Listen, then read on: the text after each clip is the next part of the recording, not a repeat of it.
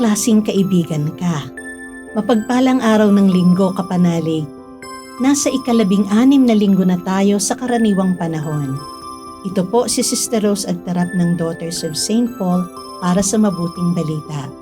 Magnilay na tayo sa Ebanghelyo ngayon.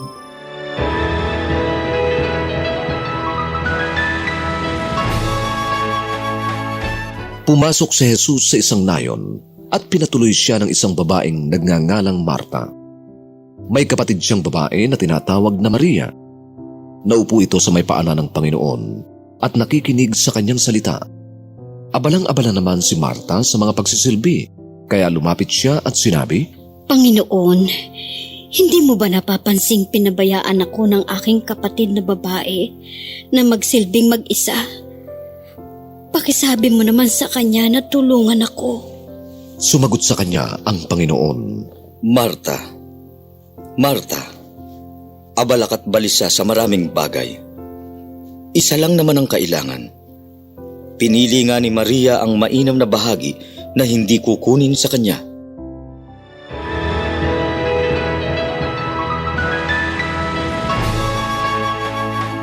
Mahalaga ang pakikipagkaibigan. May kamag-anak tayong itinuturing nating kaibigan at mayroon din tayong kaibigan na itinuturing na nating kamag-anak. O kung minsan pa nga'y higit pa sa sariling kamag-anak. Naging malapit si Jesus sa pamilya ni Lazaro, Marta at Maria na taga-Betania. Isa siyang kaibigan na itinuring na nilang pamilya. Sa mga pagkakataong nais magpahinga at manahimik ni Jesus, ang mga kaibigan niya sa Betania ang unang pumasok sa kanyang isip. Dito, masaya siyang nakikipagkwentuhan sa magkakapatid at katulad sa narinig natin sa Ebanghelyo, may mga bagay ding itinuro si Jesus sa kanyang pakikipag-usap sa kanila. Narinig natin kung paanong buhos na buhos ang atensyon ni Maria kay Jesus habang nakikipag-usap ito sa kanya. Maiisip natin, marahil ay hindi kumukurap ang mga mata ni Maria at nakabuka pa ang bibig niya habang nakikinig siya kay Jesus. Nabasag ang tahimik na tagpong yun nang magreklamo si Marta at inidyukan si Jesus na utusan si Marta na tumulong sa kanya sa kusina. Punong-puno si Marta ng alalahanin kung paano makapaghanda ng masarap na pagkain. Masarap na kaibigan si Marta dahil alam mong hindi ka magugutom kapag kasama mo siya. Pero ito ba ang basehan natin ng isang mabuting kaibigan? Mabuti lamang ang kaibigan mo kung may mapapala ka sa kanya? Paano na kung wala nang maibibigay na material na tulong ang kaibigan mo? Sasama ka pa rin ba sa kanya o iiwan mo na? Anong klaseng kaibigan ka? Anong klaseng kaibigan nga ba si Jesus? Hindi niya hinangad ang pribilehiyo o kung ano ang mapapakinabangan niya sa magkakapatid na Lazaro, Marta at Maria. Pabalik-balik siya sa Betania para makasama ang kanyang mga kaibigan na itinuring niyang pamilya.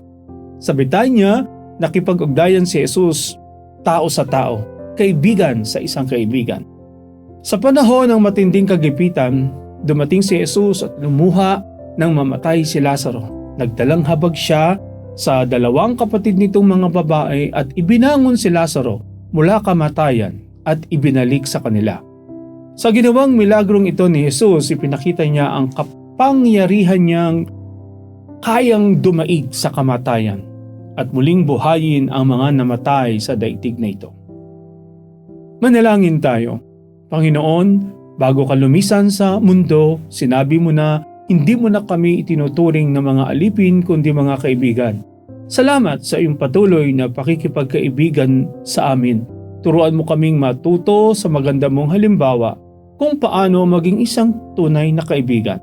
Walang makasariling hangarin kung hindi ang pagbabahagi ng sarili na may buong katapatan na ang pawang hangad lamang ay kanyang kabutihan. Amen. Mga kapanalig, maraming salamat po sa inyong suporta sa aming misyon. Subscribe, like, share, and follow Paulines sa aming social media accounts.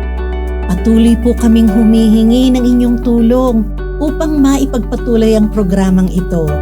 Maaari po ninyong ipadala ang inyong love offerings at donasyon sa aming donations channels. Makakaasa po kayo Nakasamang lagi ang inyong mga intensyon at kahilingan sa aming panalangin araw-araw. Ito pong muli si Sister Rose na nag-aanyaya sa inyong manalangin. Santa Maria, mahal na Birhen del Carmen, inihahandog namin sa iyo ang aming sarili at kalooban. Pagpalain mo at gabayan ang aming mahal sa buhay, pamilya at bayan. Itinataas namin sa iyong pamamagitan ang aming saya at kalungkutan, tagumpay at kabiguan, kasaganaan at kahirapan, kalusugan at karamdaman. Maialay nawa ito sa iyong anak na si Jesus upang magkamit para sa amin ng mga pagpapala. Amen. We are here to provide a new way of communicating and proclaiming the gospel.